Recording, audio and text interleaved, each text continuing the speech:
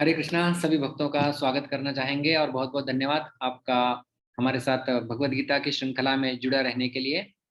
चातुर्मास ऐसा कहा जाता है कि 4 महीने का समय होता है जहाँ पर भगवान शयन करते हैं और कुछ लोग इसे आषाढ़ी एकादशी से कार्तिक एकादशी तक या आषाढ़ी पूर्णिमा से कार्तिक पूर्णिमा तक इसका पालन करते हैं।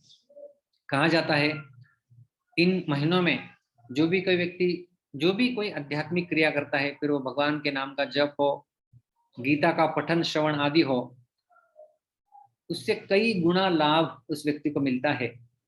मतलब एक बार भी यदि पठन करेगा तो उसका 100 बार उसको लाभ मिलता है। तो इसलिए हमने सोचा कि भगवत गीता का हमारा एक जो शुक्रवार का श्रृंखला है उसे खंड न देते हुए उसे आगे बढ़ाते रहे।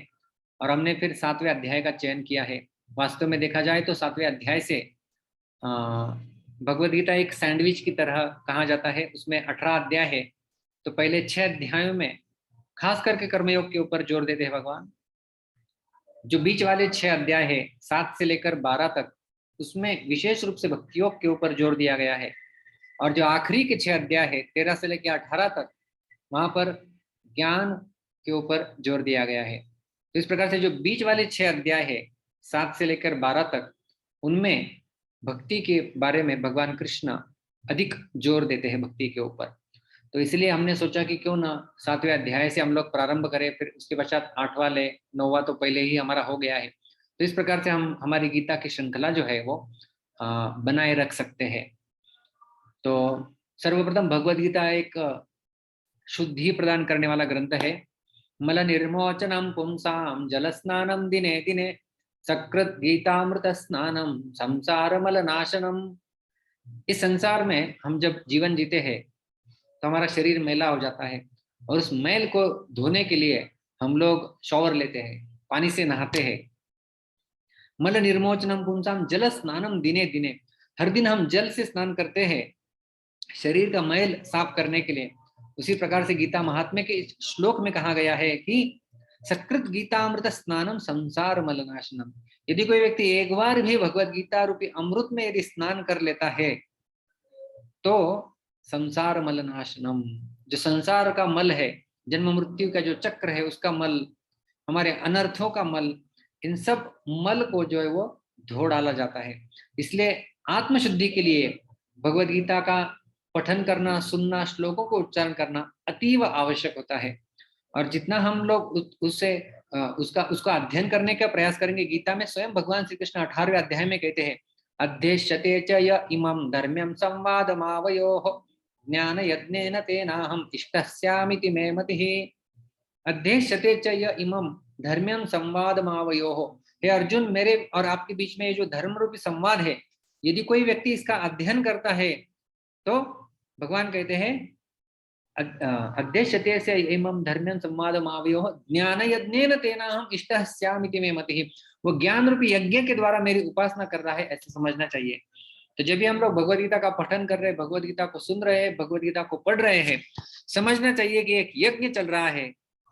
चौथे अध्याय में अलग अलग प्रकार के यज्ञ बताए गए, द्रव्य यज्ञ, तपो यज्ञ, ज्ञान यज्ञ, तापरे स्वाध्याय यज्ञान यज्ञश्च यतयः संचित व्रताः। अलग अलग प्रकार के यज्ञों के बारे में वर्णन है, और उसमें से एक होता है ज्ञान यज्ञ। जब हम हमारी बुद्धि लगा के भगवत गीता का अध्ययन करते हैं, पढ़ते हैं, श्रवण करते हैं, मनन करते हैं, चिंतन करते हैं, प्रचार करते हैं, तब वो एक बहुत बड़ा ज्ञान यज्ञ हो रहा है। तो आप सभी को इस ज्ञान यज्ञ में सम्मिलित करते हुए बहुत हर्ष अनुभव कर रहे हैं हम लोग। तो आपसे विनती रहेगी कि जो हम लोग एक एक दिन एक एक श्लोक लेंगे हर शुक्रवार को, सप्ताह भर उस श्लोक के ऊपर आप मेडिटेट कर सकते हैं, ध्यान कर सकते हैं, पठन कर सकते हैं। संपूर्ण 7वें अध्याय का पठन भी हम लोग ग्रुप में डाल देंगे, जिसके माध्यम से आप कुछ भी कार्य करते समय उस 7वें अध्याय को आप सुन सकते हैं, पढ़ सकते हैं, पठन कर सकते हैं। और हम लोग शुक्रवार का जो सेशन हो जाएगा उसके पश्चात हम जो है उसके पश्चात हम जो है वो एक एक श्लोक का ऑडियो आदि भी उसमें डालते जाएंगे, ताकि आप उसको अच्छे से जो है वो कंठस्थ कर सकते हैं। श्लोकों को समझने की हमारी शैली क्या होगी, तो इस प्रकार से हम हमारे श्लोकों को समझने का प्रयास करेंगे। पद विभाग श्लोक के एक एक शब्द को अलग करके प्रस्तुत किया जाता है। 2 शब्द में कौन सी संधि होती है, शब्दों में परिवर्तन हो रहा है, वो समझाया जाएगा। शब्दार्थ, हर एक शब्द का हिंदी में अर्थ क्या होता है, उसका उच्चारण कैसे करना चाहिए, संपूर्ण श्लोक का अन्वय कैसे होता है। अन्वय का अर्थ होता है, जैसे ये जो संस्कृत के श्लोक हम लोग लेते हैं वो एक छंद में रचना की रहती है, छंदोबद्ध होते हैं। तो इसमें शब्दों का क्रम कुछ भी हो सकता है, क्योंकि ये काव्य है, ये एक पद्य है। तो उसको क्रमबद्ध करके उनको अर्थ को समझना, वो होता है अन्वय। और उसके पश्चात जो है वो स्पष्टीकरण। स्पष्टीकरण करते हैं कि जैसे अलग अलग आचार्यों की टीकाएं होती है उस श्लोक के ऊपर, जैसे अलग अलग श्लोक आते हैं, उन श्लोकों के बीच में क्या संबंध होता है, इस श्लोक के पश्चात भगवान ने यही श्लोक क्यों उच्चारण किया। और उसके साथ साथ जैसे हमने कहा था पिछली बार कि आपको ये एक उदाहरण हम सदैव देते हैं। जैसे एक डॉक्टर होता है, तो हमारे यदि फेफड़े का एक एक्सरे किया गया है, कुछ तकलीफ है, तो हम यदि स्वयं उस एक्सरे को देखते हैं, एक्सरे फिल्म को देखते हैं, तो हमें कुछ समझ में नहीं आता है। लेकिन जब पारंगत निष्णात वैद्य जब उसे देखता है, तब वो बहुत अच्छे से समझ पाता है कि कहाँ पर क्या बीमारी है, कहाँ पर क्या कमी है इस एक्सरे फिल्म में, और उसके साथ साथ हमारे फेफड़ों के अंदर। तो डॉक्टर की नजर से जब हम देखते हैं, तब हमें अच्छे से समझ में आता है कि मुझे क्या बीमारी हुई है। उसी प्रकार से जो हमारे अलग अलग आचार्य हो गए हैं पूर्ववर्ती, वो जब हमें समझाते हैं कि किस प्रकार से हमें गीता के श्लोकों को समझना चाहिए, और उनकी दृष्टि से जब हम समझने का प्रयास करते हैं, तब वास्तव में हम अच्छे से इन शास्त्रों को समझ सकते हैं। और जैसे मैं हमेशा बताता हूँ कि कई सारी टीकाएं उपलब्ध है, लेकिन उनमें से प्रमुख टीकाओं का हम लोग जो है वो प्रयोग करते हैं। श्रील प्रभुपाद जी की भगवद गीता यथारूप वो सर्वप्रथम प्राधान्य रहता है, और उसके पश्चात श्री विश्वनाथ चक्रवर्ती ठाकुर, बलदेव विद्याभूषण और श्रीधर स्वामी, इनकी टीकाओं के आधार पे हम श्लोकों को स्पष्टीकरण देखते हैं।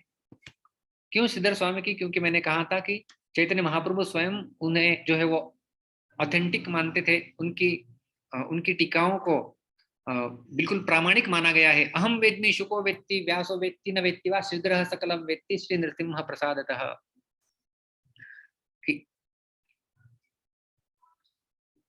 कहा गया है कि व्यासदेव या शुकदेव ये जानते हैं कि नहीं, हम नहीं जानते, लेकिन श्रीधर स्वामी सब कुछ जानते हैं, क्योंकि श्री नरसिंह प्रसादता, नरसिंह भगवान की कृपा उनके ऊपर हुई है, और वह सारे शास्त्रों का मर्म समझ गए हैं।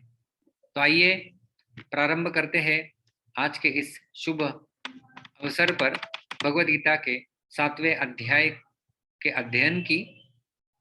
सर्वप्रथम हम संपूर्ण अध्याय का अवलोकन आज कर लेंगे, और जरूर पहले श्लोक की चर्चा भी प्रारंभ करेंगे। तो सर्वप्रथम छंद, जैसा हमने कहा था कि अलग अलग प्रकार के छंद संस्कृत में प्रयुक्त होते हैं। उसमें से एक प्रसिद्ध छंद है जिसे अनुष्टुप छंद कहा जाता है। तो इस अध्याय के सारे श्लोक जो है वो, इस अध्याय में कुल मिला के 30 श्लोक है, और सारे श्लोकों में अनुष्टुप छंद का प्रयोग किया गया है। जैसा हमने हमारे 9वें अध्याय में और 15वें अध्याय में देखा था, अलग अलग इंद्र वज्रा उपजाति अलग अलग प्रकार के छंद प्रयोग किए गए हैं। लेकिन 7वां अध्याय, इसमें सारे श्लोक अनुष्टुप छंद में है, जिसमें एक पाद में, और हमने कहा था कि एक श्लोक होता है जिसमें 4 पाद होते हैं, हर एक पाद में 8 अक्षर होते हैं। तो ऐसे कुल मिला के 32 अक्षर एक श्लोक में जो है वो पाए जाते हैं। तो सारे अध्याय में सारे श्लोक जो है वो इस 7वें अध्याय के अनुष्टुप छंद में ही हमें मिलेंगे। यदि हम श्लोकों का विभाजन देखें, सारांश का यदि हमें अवलोकन करना है, तो जैसे मैंने कहा कि 30 श्लोक है। तो सर्वप्रथम पहले 3 श्लोकों में भगवान कृष्ण के बारे में जो ज्ञान है उसकी महिमा का वर्णन किया गया है, और कौन कर रहा है उसकी महिमा का वर्णन? स्वयं भगवान श्री कृष्ण। तो भगवान कृष्ण के बारे में जो ज्ञान, और इस अध्याय का शीर्षक ही है ज्ञान विज्ञान योग। तो ज्ञान विज्ञान योग, इसमें भगवान के बारे में प्रचुर मात्रा में ज्ञान हमें मिलने वाला है। तो भगवान के बारे में जो ज्ञान है, उस ज्ञान की महिमा का वर्णन स्वयं भगवान कृष्ण पहले 3 श्लोकों में करते हैं। श्लोक संख्या 4 से 12 तक भगवान कृष्ण की शक्तियों का ज्ञान, उनका वर्णन जो है वो किया गया है। श्लोक संख्या 13 से 19 में भगवान कृष्ण के प्रति शरणागति बताई गई है। शरणागति क्या है, शरणागति के प्रकार क्या है, कौन शरण आता है, कौन नहीं आता है, शरणागति का लाभ क्या है, कैसे शरण जाना चाहिए, सब कुछ वहां पर मिल जाता है। श्लोक संख्या 20 से 25 में अन्य देव देवताओं की पूजा और खास करके निराकारवाद, इसके बारे में वर्णन हमें मिलेगा। और श्लोक संख्या 26 से 30 में माया के भ्रम से कृष्ण की भक्ति की और कैसे एक जीव अग्रसर हो सकता है, उसके बारे में वर्णन हमें वहां पर जो है वो मिलेगा। तो हम बीच में ही 7वां अध्याय शुरू कर रहे हैं।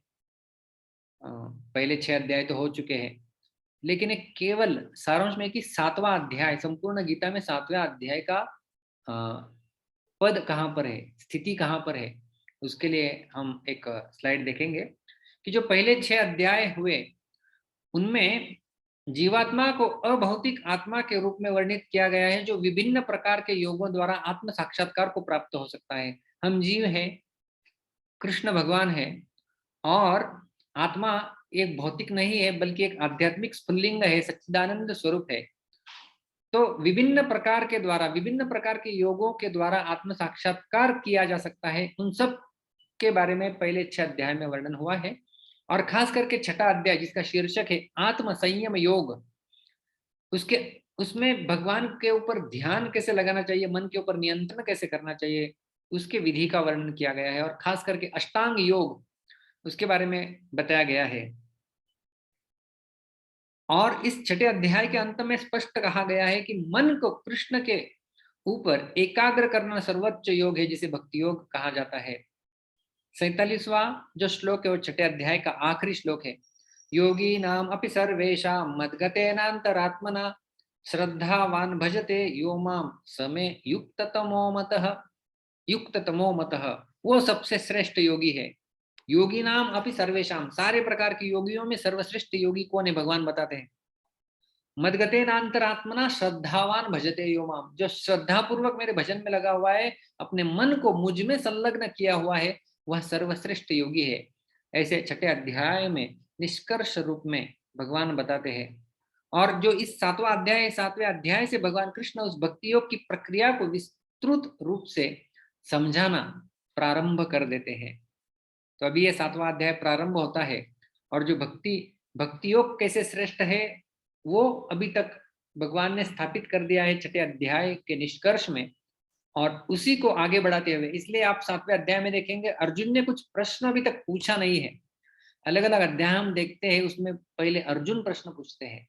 12वें अध्याय में अर्जुन ने प्रश्न पूछा था, एवं सतत युक्ता ये भक्ता स्वाम पर्युपासते ये चाप्याक्षरम अव्यक्तम तेषाम के योग वित्तवाः। तो ऐसे कुछ अध्याय होते हैं जहां पर अर्जुन प्रश्न पूछते हैं, लेकिन इस अध्याय में अर्जुन का प्रश्न नहीं है। इसका अर्थ है कि पिछला जो चर्चा है वही चर्चा आगे बढ़ रही है। भक्ति योग के बारे में भगवान ने बता दिया कि उस भक्ति योग की प्रक्रिया को विस्तृत रूप से भगवान स्वयं बिना अर्जुन ने प्रश्न पूछे प्रस्तुत करना चाहते हैं। तो 7वें अध्याय का प्रारंभ होता है इस श्लोक से।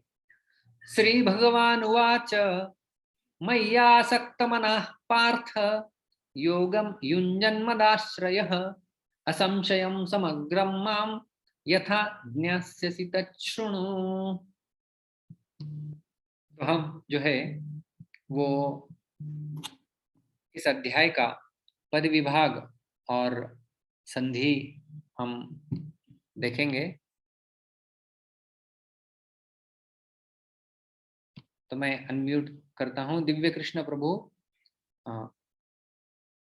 You can unmute yourself. हाँ प्रभु जी। और कृपया हर एक शब्द को हम लोग 2-2 बार दोहराएंगे। और आप सभी लोग, मैं केवल एक भक्त को अनम्यूट कर रहा हूं लेकिन प्रतिनिधि के रूप में, बाकी सारे भक्त अनम्यूट कर म्यूट में है या अनम्यूट करके अपने पीछे सब बोल सकते हैं, ताकि उच्चारण हम लोग स्पष्ट सीख पाए गीता के श्लोकों का। मयि मयि मयि मयि आसक्तमनाः आसक्तमनाः आसक्तमनाः। आसक्तमनाः माननीय के संधि सूत्र है इको यणयचि, तो इसमें जो ई है वो य में परिवर्तित हो जाता है और शब्द बनता है मय्यासक्त मनाः मय्यासक्तमनः पार्थ पार्थ पार्थ पार्थ योगम योगं योगम योगं युञ्जन् युञ्जन् युञ्जन् युञ्जन् मदाश्रयः मदाश्रयः मदाश्रयः मदाश्रयः असंशयम् असंशयम् असंशयम् असंशयं समग्रम् समग्रं समग्रम् समग्रं माम् मां माम् मां यथा यथा यथा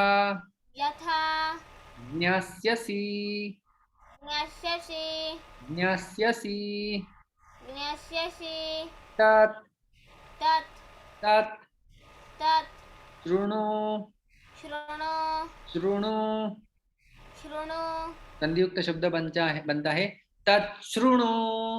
तत् शृणु संपूर्ण श्लोक उच्चारण करेंगे एक एक पाद के साथ।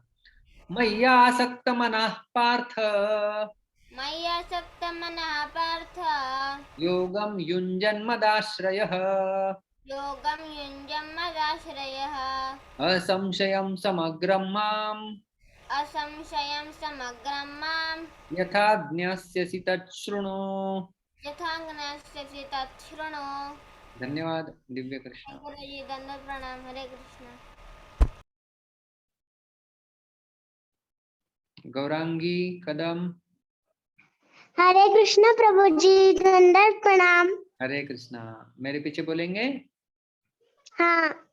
मय्यासक्त मनः पार्थ मय्यासक्त मनाः पार्थ योगं युञ्जन् मदाश्रयः योगं युञ्जन् मदाश्रयः असंशयं समग्रं माम् असंशयं समग्रं मां यथा ज्ञास्यसि तत् शृणु। यथा ज्ञास्यसि तत् शृणु। धन्यवाद बेटा। हरे कृष्णा। तो बताना चाहेंगे ये गौरांगी। गौरांगी कौन सी कक्षा में अभी? थर्ड में गई क्या आप? सेकंड में है, थर्ड में है? थर्ड में। हाँ थर्ड में गई अभी, पिछले साल सेकंड में थी। तो हमारे जितने भी अध्याय अभी तक हो चुके हैं 12वां 15वां 9वां वो सारे कंठस्थ कर लिए हैं उसने। तो बहुत सुंदर। इस प्रकार से छोटे बच्चे भी जो है वो अपने गीता को अध्ययन करके याद करने का प्रयास कर रहे हैं। अच्छी बात है। अविनाश प्रभु मैंने आपको अनम्यूट किया है। हरे कृष्ण प्रभु जी, दंडवत प्रणाम। हरे कृष्णा।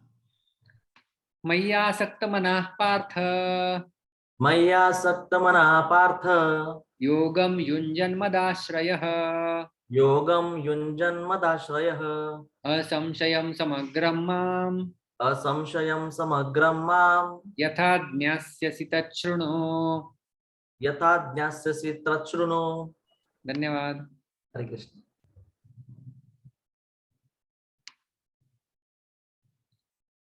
इनल्स आईफोन कौन है? आप अनम्यूट कर सकते हैं। हरे कृष्ण प्रभु जी, दंडवत प्रणाम। हरे कृष्णा। बोलेंगे श्लोक। Yes Prabhu ji.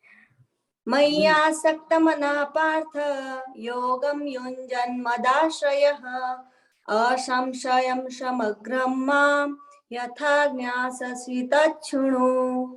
Hare Krishna Prabhu ji, thank you. धन्यवाद। और एक भक्त है हमारे नागवेणी माता जी,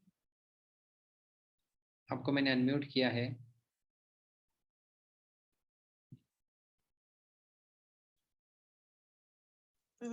हाँ। मय्यासक्तमनो पार्थ योगं युञ्जन्मदाश्रयः असंशयं समग्रं मां यथा ज्ञास्यसि तत् शृणु। ज्ञास्यसि तत् शृणु। ज्ञास्यसि तत् शृणु। आखिरी एक लेते हैं। मीना माता जी, मैंने आपको अनम्यूट किया है।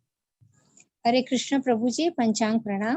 हरे मय्यासक्त मनः पार्थ योगं युञ्जन्मदाश्रयः असंशयं समग्रं मां यथा ज्ञास्यसि तच्छृणु। तच्छृणु। उत्तम। हरे कृष्ण, तच्छृणु। हरे कृष्ण। तो काफी हाथ ऊपर है, लेकिन हम लोग 3 या 5 बार उच्चारण करते हैं। आइए आगे बढ़ते हैं। तो ये हो गया पद विभाग। अभी हम अन्वय की ओर बढ़ते हैं। भगवान कृष्ण अर्जुन से कह रहे, श्री भगवान वाच करता है, भगवान ने कहा, क्या कह रहे भगवान? हे पार्थ, पार्थ संबोधन है, हे पार्थ, मयि आसक्त मनाहा, मुझ में मन को आसक्त करने वाला होकर, मदाश्रय योगम युंजन, मेरा आश्रय लेकर योगाभ्यास करते हुए, युंजन करता होता है लगा हुआ, मतलब योग करने में लगा हुआ, वो है योगम युंजन। यथा समग्रम असंशयम माम ज्ञास्यसि, ज्ञास्यसि मतलब आप जानोगे। कैसे? जिस प्रकार से आप जानेंगे। समग्रम, समग्र मतलब संपूर्ण रूप से, और असंशयम कोई संशय नहीं रहेगा मेरे बारे में। माम मुझे, माम ज्ञास्यसि मुझे जानोगे। किस प्रकार से? मुझे आप पूर्ण रूप से और असंशय से जान सकते हो, उस उपाय को तत् शृणु, उसे आप सुनिए। तो भगवान अर्जुन को कह रहे हैं कि आप सुनिए। मयि आसक्त मनाहा, इसका अर्थ है मुझ में आसक्त मन वाला होकर। मयि का अर्थ होता है मुझ में, और आसक्त मन मतलब जिनका मन भगवान में आसक्त है, वो है मयि आसक्त मनाहा, मुझ में आसक्त मन वाला होकर। तो हमारा मन जो है वो कहीं पर भी आसक्त हो सकता है। यदि हमारा मन की आसक्ति की चर्चा करें, यदि संसार के प्रति आसक्त होता है तो वो बंधन का कारण बन जाता है, और वही मन यदि कृष्ण के प्रति आसक्त हो जाता है तो वो हमारे मुक्ति का कारण बन जाता है। मन एव मनुष्याणाम कारणम बंध मोक्षयोः, मन ही मनुष्य के बंधन का और मोक्ष का कारण है, ऐसा उपनिषद बताते हैं। कैसे? यदि संसार के प्रति आसक्त है तो बंधन का कारण, और कृष्ण के प्रति आसक्त है तो हमारे मुक्ति का कारण जो है वो हमारा मन बन सकता है। तो भगवान यहाँ पर कह रहे हैं कि अपने मन को मुझ में आसक्त बनाने वाला होकर। इसका और विस्तार से अर्थ क्या है? जिसका उत्पत्ति विनाशशील वस्तुओं का, मतलब जो उत्पन्न होती है और विनाश होती है, ऐसी वस्तुएं, ऐसी वस्तुओं का, और उसके साथ साथ शब्द स्पर्श रूप रस गंध, इनका आकर्षण मिट गया है, जिसका इस लोक में शरीर के आराम, आदर, सत्कार और नाम की बढ़ाई, प्रतिष्ठा, और उसके साथ साथ स्वर्ग आदि परलोक में भोग में किंचन मात्र भी आसक्ति नहीं है, प्रत्युत केवल मेरी तरफ ही खींचाव है, ऐसे पुरुष का नाम है मय्यासक्त मनाहा। मतलब इस भौतिक संसार के किसी चीज के प्रति वो आसक्त नहीं है, न अपने आदर सत्कार के प्रति आसक्ति है, न अपने नाम को बढ़ाने में आसक्ति है, और इस संसार को तो छोड़ो, परलोक में स्वर्ग आदि में जो भोग है उनके प्रति भी किंचित मात्र उसका खींचाव नहीं है। उस व्यक्ति को मयि आसक्त मनाहा कहा गया है। भगवान कृष्ण गीता में अलग अलग जगह पर, कई जगह पर अपने मन को उनके ऊपर लगाने के लिए आदेश दिए हैं। अपना मन को मुझ में लगाओ। जैसे 12वें अध्याय का हमने श्लोक देखा हुआ है, दूसरा श्लोक, मय्यावेश्य मनो ये माम नित्य युक्ता उपासते श्रद्धया परयोपेतास्ते में युक्ततमा मताः। मयि आवेश्य मनः ये माम, जिन्होंने अपने मन को मुझ में आवेशित कर दिया है, और नित्य युक्ता उपासते, हमें सदैव युक्त होकर जो मेरी उपासना में इस प्रकार से लगते हैं श्रद्धा पूर्वक, ते में युक्त तमामतः, वो सर्वश्रेष्ठ प्रकार से मुझ में लगे हुए हैं, ऐसा भगवान बताते हैं। और उसके साथ साथ इसी 12वें अध्याय के 8वें श्लोक में, मय्येव मन आदत्स्व मयि बुद्धिं निवेशय निवसिष्यसि मय्येव अत ऊर्ध्वं न संशयः। मयि, मयि, मयि मतलब मुझ में, एव मनः आधत्स्व, अपना मन को मुझ में ही लगाओ, अपनी बुद्धि को ही मुझ में लगाओ। इससे क्या होगा? निवसिष्यसि मयि एव अत ऊर्ध्वं न संशयः, इसमें कोई संशय नहीं है कि आप मेरे पास आके रहोगे। तो मन को भगवान में लगाने से हम भगवान के साथ निवास कर सकते हैं। ऐसी बड़ी उपलब्धि को हम प्राप्त कर सकते हैं। केवल करना क्या है कि अपने मन को भगवान में लगाना है। और देखिए इसके साथ साथ मयि आसक्त मनः पार्थ, भगवान ने अर्जुन को पार्थ नाम से संबोधित किया है। हम देखते हैं गीता में अलग अलग श्लोकों में भगवान कृष्ण अर्जुन के लिए अलग अलग नामों का प्रयोग करते हैं और अर्जुन भी भगवान के लिए अलग अलग नामों का प्रयोग करते हैं। कई जगह मधुसूदन, कई जगह ऋषिकेश, कहीं पर कृष्ण, कहीं योगेश्वर, कहीं ईश्वर। और भगवान के द्वारा अर्जुन को कभी पार्थ, कभी कौंतेय, कभी धनुर्धर, कभी धनंजय, इस प्रकार से पुकारते हैं। और हमने देखा था कि किस प्रकार से हर एक शब्द के पीछे गहरे विचार है। तो आज के श्लोक में भगवान अर्जुन को पार्थ नाम से संबोधित कर रहे हैं। हे पार्थ, मयि आसक्त मनः पार्थ। तो क्यों पार्थ शब्द का प्रयोग भगवान करते हैं? तो पार्थ शब्द का अर्थ है पृथा, अर्थात कुंती के पुत्र, वो है पार्थ। श्रीमद् भागवत के पहले अध्याय के 8वां स्कंद, पहला स्कंद का 8वां अध्याय, कुंती महारानी की प्रार्थनाएं आती है वहां पर। उनमें कुंती देवी कृष्ण से प्रार्थना करती है कि उनकी आसक्ति जो अपने परिवार में है वह मिट जाए। दृढ़म पांडुषु वृष्णिषु देह पाश स्नेह पाश मिमम छिंदी, कुंती महारानी कहती है कि मेरे स्नेह पाश का छेदन करो और कृष्ण में आसक्ति ऐसी बन जाए जैसी आसक्ति गंगा की समुद्र के प्रति होती है। जैसे गंगा बहती जाती है समंदर के प्रति, उसी प्रकार से मेरी मति आपकी तरफ बहे और इस संसार की सारी आसक्ति को आप छिन्न भिन्न कर दीजिए। स्नेह पाश मिमम छिंदी दृढ़म पांडुषु वृष्णिषु, ऐसी कुंती महारानी जो है वो प्रार्थना कर रही है। और चेतना कैसी चली रहे?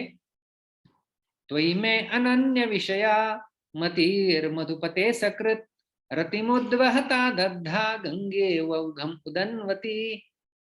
बिल्कुल अच्छे से हम समझ सकते हैं। आजकल बाढ़ आ रही है नदियों में। हम नासिक में है तो गोदावरी को बाढ़ है और गोदावरी का जल जैसे बाढ़ आने के पश्चात उच्छृंखल तरीके से बहता रहता है आगे, वैसे भी गंगा नदी बिल्कुल समंदर की तरफ निर्विघ्न होकर बढ़ती रहती है आगे। उसी प्रकार से कुंती महारानी प्रार्थना करती है कि मेरी मति अनन्य विषया, बिल्कुल अन्य विषय में कहीं पर नहीं लगे।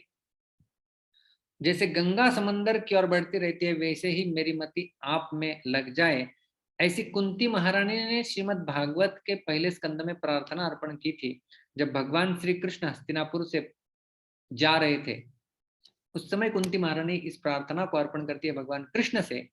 उसी की याद दिलाते हुए मानो भगवान अर्जुन से कह रहे, यहाँ पर कृष्ण कह रहे कि हे अर्जुन, चूंकि तुम कुंती देवी के पुत्र हो अतः तुम्हें भी मेरे प्रति अपने मन को उसी प्रकार आसक्त करना चाहिए जिस प्रकार तुम्हारी माता कुंती देवी अपने मन को मेरे प्रति आसक्त करना चाहती थी। इसलिए हे पार्थ, तो कुंती महारानी भी अपने मन को भगवान में आसक्त करना चाहती थी। और आप कुंती के पुत्र हो कौंतेय या पार्थ, पृथा के पुत्र पार्थ, तो इसलिए आपको भी ये आपसे भी अपेक्षा है कि आप भी अपने मन को मुझ में लगाओ। मयि आसक्त मनः पार्थ। और उसके साथ साथ क्या कहते हैं? मदाश्रय योगम युंजन। मदाश्रय का अर्थ होता है कि मेरे ऊपर आश्रित होकर, और योगम युंजन योग का अभ्यास करते हुए, मेरे ऊपर आश्रित होकर योग का अभ्यास करते हुए। केवल योग का अभ्यास नहीं है, और योग का अर्थ यहाँ पर है भक्ति योग। क्योंकि जैसे हमने शुरुआत में ही देखा कि गीता के 6ठे अध्याय के आखिरी श्लोक में भगवान कृष्ण ने योगिनाम अपि सर्वेषाम मद्गतेन अंतरात्मना श्रद्धावान भजते यो माम समे युक्ततमो मद, सर्वश्रेष्ठ योगी की परिभाषा देते हुए भक्ति योग का वर्णन किया था। तो यहाँ पर योग का अभ्यास करते हुए का अर्थ है कि भक्ति योग का अभ्यास करते हुए। लेकिन किस प्रकार का अभ्यास? मदाश्रय, मुझ पर आश्रित होकर। भगवान के ऊपर अनाश्रित यदि हम लोग रहेंगे तो अनाथ कहे जाएंगे। जब हम भगवान का आश्रय स्वीकार करते हैं तब हम सनाथ हो जाते हैं। कौन है मदाश्रय वाला व्यक्ति? जिसको केवल मेरी ही आशा है, मेरा ही भरोसा है, मेरा ही सहारा है और मेरा ही विश्वास है, और जो सर्वथा मेरे ही आश्रित रहता है वह मदाश्रय है। तो देखिए कितने बड़े गुण कहे गए हैं कि कौन है मदाश्रय, किस व्यक्ति ने मुझे अपना आश्रय के रूप में माना हुआ है। तो उसके बारे में बताते हैं कि ऐसा व्यक्ति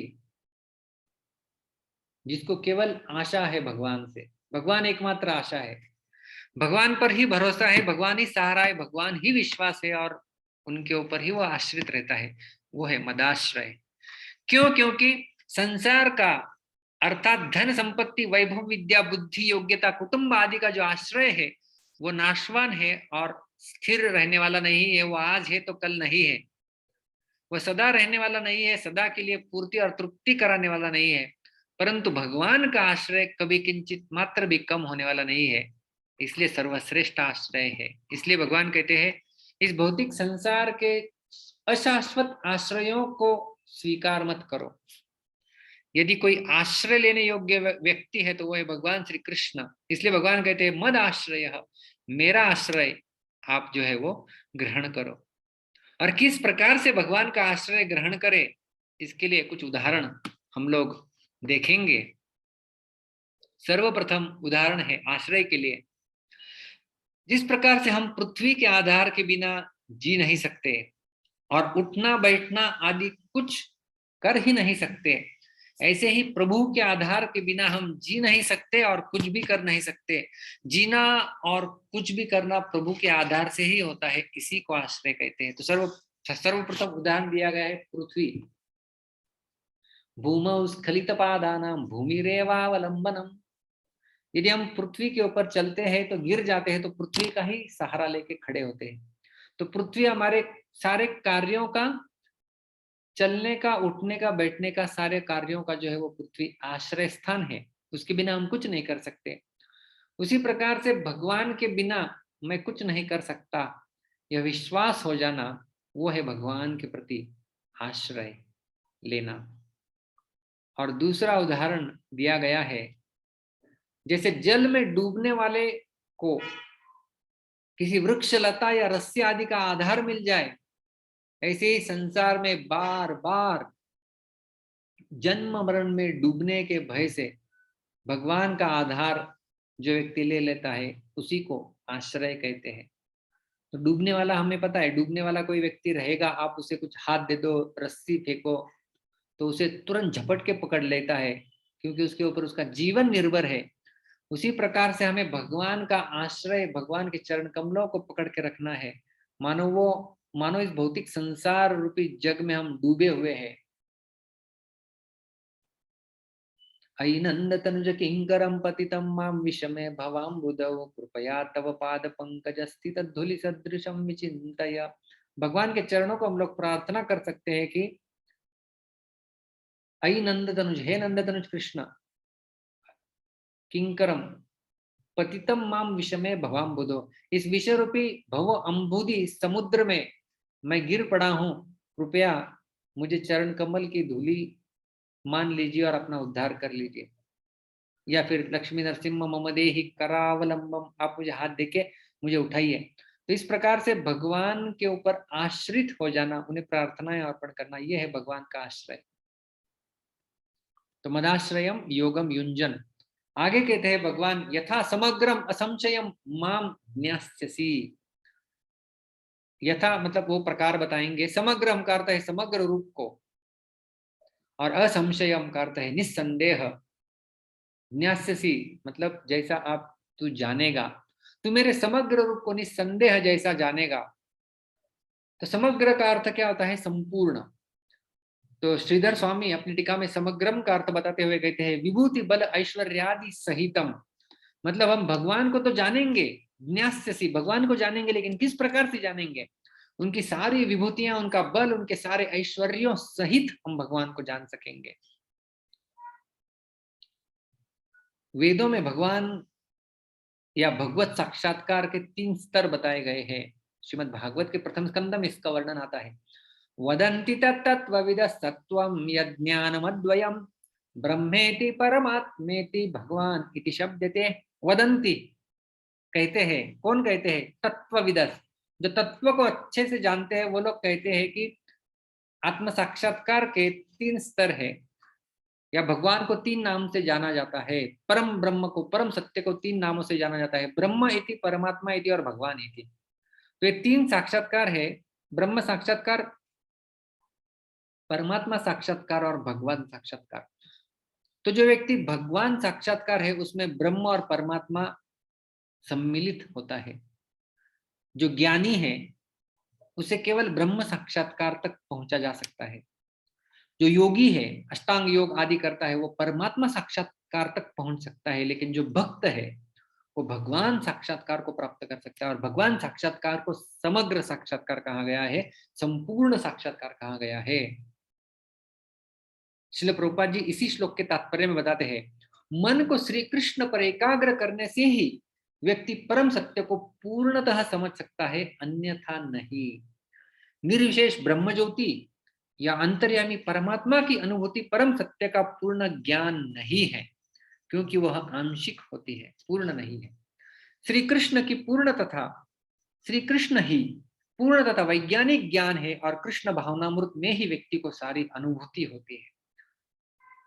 तो यहाँ पर प्रभुपाद जी बताते हैं कि जो ज्ञानी है या योगी है, अष्टांग योगी, वो जो साक्षात्कार प्राप्त करते हैं वो परिपूर्ण नहीं है, क्योंकि भगवान साक्षात्कार ही पूर्ण होता है और वो भक्ति योग के माध्यम से ही पाया जा सकता है।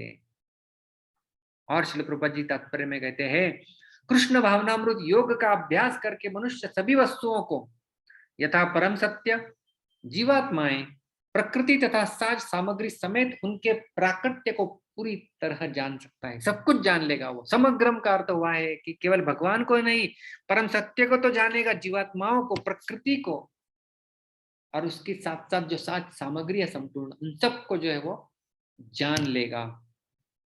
ये विशेष रूप से जानना है, इसे कहते हैं समग्र ज्ञान। और असंशयम, आप जो जानेंगे उसमें आपको कोई संशय नहीं रहेगा, क्योंकि भगवान की भक्ति की विधि ही ऐसी है कि सारे संशयों को नष्ट कर देती है। भिद्यते हृदय ग्रंथि छिद्यन्ते सर्व संशयाः, क्षीयन्ते चास्य कर्माणि दृष्ट एवात्मनीश्वरे। श्रीमद् भागवत के प्रथम स्कंद के 2 अध्याय में भक्ति योग की महिमा का वर्णन करते हुए कहा गया है कि भिद्यते हृदय ग्रंथि, हमारे हृदय ग्रंथियों को, कर्म की जो ग्रंथि है उनका भेदन कर दिया जाता है। और छिद्यन्ते सर्व संशयाः, सारे संशयों को मानो काट दिया जाता है। क्षीयन्ते च अस्य कर्माणि, सारे प्रकार के जो कर्म है हमारे, उनका क्षयन किया जाता है और अपने आप को हम अच्छे से देख सकते हैं। दृष्ट एवात्मनीश्वरे, तो आत्म साक्षात्कार प्राप्त किया जा सकता है। तो असंशयम के लिए हमने इस श्लोक को देखा कि किस प्रकार से भक्ति योग का पालन करते हुए सारे संशय हमारे दूर हो जाते हैं भगवत तत्व के बारे में। सारांश रूप में यदि हम लोग देखें, आसक्ति केवल मेरे में ही हो, मय्या आसक्त मनः पार्थ, आश्रय भी केवल मेरा ही होकर फिर योग का अभ्यास किया जाए, योगम युंजन मदाश्रयः, तो मेरे समग्र रूप को जान लेगा। ऐसा कहने में भगवान का तात्पर्य है कि अगर मनुष्य की आसक्ति भोगों में है, देखिए आसक्ति भगवान में और दूसरा है आसक्ति भोगों में। आसक्ति भोगों में है और आश्रय रुपए पैसे कुटुंब आदि का है, तो कर्मयोग, ज्ञान योग, ध्यान योग आदि किसी योग का अभ्यास करता हुआ भी मेरे को नहीं जान सकता। मेरे समग्र रूप को जानने के लिए मेरे में ही प्रेम और मेरा ही आश्रय। तो भगवान को हमें यदि पूर्ण रूप से, समग्र रूप से जानना है तो भगवान के प्रति प्रेम, भगवान में हमारे मन को लगाना और भगवान को हमारे आश्रय मानना, ये अत्यंत आवश्यक है। अन्यथा जैसा हम लोग देखें कि यदि हमारी आसक्ति कहीं और है, कहीं विषय भोगों के प्रति है, या इस संसार के किसी वस्तुओं के प्रति है, या फिर हम किसी अन्य चीज को हमारा आश्रय मान बैठ रहे हैं और फिर अन्य जो योग उनका विधियों का पालन कर रहे हैं, जैसे कर्मयोग, ज्ञान योग आदि, ध्यान योग, लेकिन उससे क्या होगा कि भगवान को हम ठीक से नहीं समझ पाएंगे। और आखिरी शब्द है भगवान के, तत् श्रुणु, उसे तुम सुनो। वास्तव में देखा जाए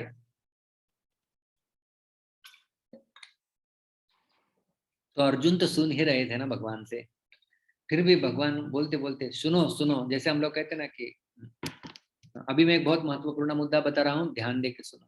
तो उसी प्रकार से सुनो कह के अर्जुन का ध्यान केंद्रित कर रहे भगवान कि भाई इसे सुनो जो मैं तुम्हें बताने जा रहा हूँ आगे।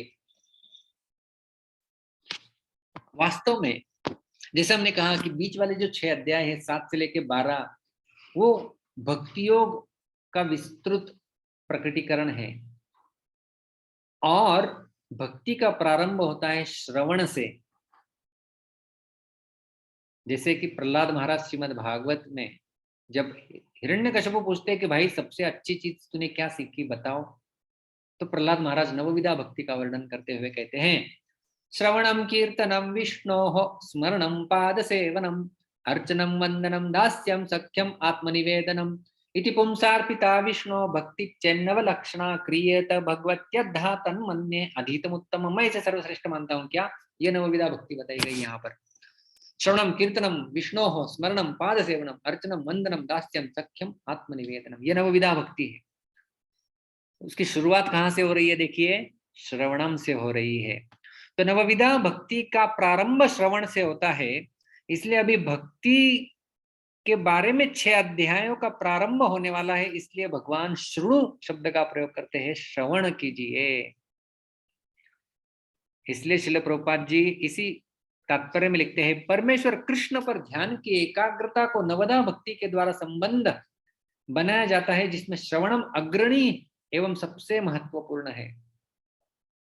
अतः भगवान अर्जुन से कहते हैं तत् सुनो, अर्थात मुझसे सुनो। कृष्ण से बढ़कर कोई प्रमाण नहीं। अतः उनसे सुनने का जैसे सौभाग्य प्राप्त होता है, वह पूर्णतया कृष्ण भावना भावित हो जाता है। लेकिन हम तो कृष्ण से सुन पा नहीं रहे हैं। अतः मनुष्य को या तो साक्षात कृष्ण से या कृष्ण के शुद्ध भक्त से सीखना चाहिए।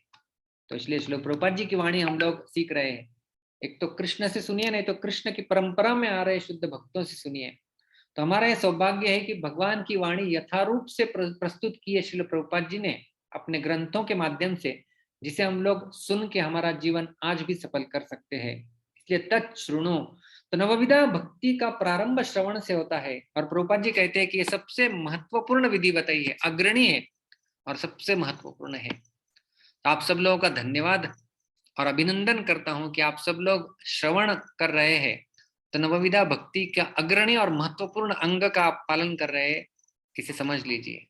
भक्ति में हमारी अग्रसर होती है गाड़ी जब हम प्रामाणिक रूप से श्रवण करते हैं। और न केवल इतना, श्रवण के लाभ यदि हम लोग चर्चा करना चाहे, प्रामाणिक रूप से किया हुआ श्रवण, देखिए उसके कितने लाभ हमें मिल सकते हैं। सर्वप्रथम जो कि आज के श्लोक में ही बताया गया है कि भगवत तत्व समग्र रूप को हम लोग जान सकते हैं।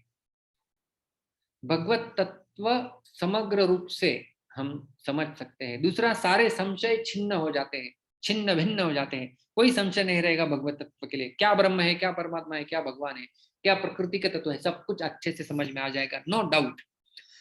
उसके साथ साथ हृदय शुद्ध हो जाता है, हृदय शुद्ध हो जाता है। पिबन्ति भगवत आत्मनः सतम कथामृतम श्रवण पुटेषु समृतम पुनन्ति ते विषय विदूषिताशयं व्रजन्ति तच्चरण सरोरुहन्तिकम। हमारा हृदय विदूषित आशय, दूषित आशय, हमारे आशय, हमारे उद्देश्य दूषित हो गए। उस दूषितता को दूर करने के लिए भगवत कथा जो है वो औषधि है और हृदय शुद्ध करती है। इसलिए यह है भगवान की कथा। अगला लाभ है, हमारे मन भगवान में आसक्त हो जाता है। जितना हम लोग सुनते हैं उतना भगवान में हमारा मन आसक्त करने में फायदा होता है, क्योंकि भगवान ने स्वयं कहा था मयि आसक्त मनः पार्थ, अपना मन को मुझ में लगा। और भगवान में अपने मन को लगाने का सर्वश्रेष्ठ और सबसे आसान तरीका है उनके बारे में या उनसे सुनना। और आखिरी फायदा है कि भगवान के प्रति हमारे हृदय में प्रेम बढ़ता है। व्रजन्ति तच्चरण सरोरुहान्तिकम, भगवान के चरण कमल की प्राप्ति हम श्रवण के माध्यम से कर सकते हैं। तो इतने सारे हैं श्रवण के लाभ। और उसके साथ साथ हम अभी देखेंगे कि सारांश रूप में हमने क्या क्या आज देखा। तो हमने सर्वप्रथम देखा कि जो 7वां अध्याय है उसका विभाजन हमने देखा कि किस प्रकार से 5 विभागों में विभाजित है। पहले 6 अध्यायों में आत्म साक्षात्कार की जो है वो अन्योन्य विधियां बताई गई है। अभी उसमें से भी भक्ति श्रेष्ठ है, इसका निष्कर्ष भगवान ने 6ठे अध्याय के आखिरी श्लोक में बताया था कि जो मेरे में संलग्न है, मुझ में जिसने मन लगाया हुआ है, वह व्यक्ति योगी नाम अपि सर्वेशाम मद्गतेन अंतरात्मना श्रद्धावान भजते यो माम समय युक्त तमो मतः। 6ठे अध्याय का 47वां श्लोक था। अभी भगवान कृष्ण अभी उसी को विस्तृत कर रहे हैं आगे।